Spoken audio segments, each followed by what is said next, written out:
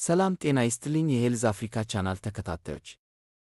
የዓለም ጤና ድርጅት ዳይሬክተር ዶክተር ቴዎድሮስ አድሃኖም ትላንት ኖቬምበር 12 የ2025 የሳምባ ነቀርሳ በሽታ ጥር ተያይዞ ሪፖርት ይፋ አድርጓል።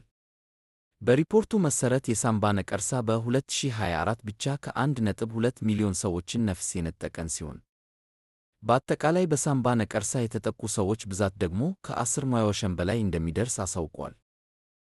ሆኖም ከኮቪድ-19 ወረርሽኝ በሌላ አዲስ በሳምባ ነቀርሳ በሽታ የተያዙ ሰዎች ቁጥር እየቀነሰ ሲሆን በተጨማሪም የሚመረሰሩ ሰዎች ብዛትም በዚያው ልክ በጣም ጨምሯል። ይህም ከበሽታው አስከፊነት በቀላሉ የመተላለፍ እና በቀላሉም ልንከላከለው የምንችለው ከመሆኑ አንጻር ተስፋ ሰጪ ውጤት መሆኑን በሪፖርቱ ገልጸዋል። እንዲሁም ለወጣቶች እና ለአዋቂዎች የሳምባ ነቀርሳን ሊከላከል ይችላል የተባለለት ክትባት መገኘቱን እና በቂ ጥናትና ሙከራ እየተደረገለት መሆኑን አብስረዋል። ነገር ግን የሳምባ ነቀርሳ በሽታ በቀላሉ በትንፋሽ የሚተላለፍ ገዳይ እንደመሆኑ መጠን የኛ ማህበረሰብ የአኗኗር ዘይቤ አስጊ ነው። የኛ ማህበረሰብ በአንዲት ትንሽ ክፍል ውስጥ ተቀላቅሎ የሚኖር አንዲት ሲጋራ የሚቀባበል በአንድ የውሃ ብርጭቆ ወይም ሃይላንድ የመጠቀም ልምድ ያለው ማህበረሰብ ስለሆነ በሽታው በቀላሉ ለመተላለፍ ዕድል ስለሚያገኝ በደንብ ሊታሰብበት ይገባል። መረጃውን ከወደዳችሁት ቻናሉን ሰብስክራይብ ማድረግ እንዳትረሱ።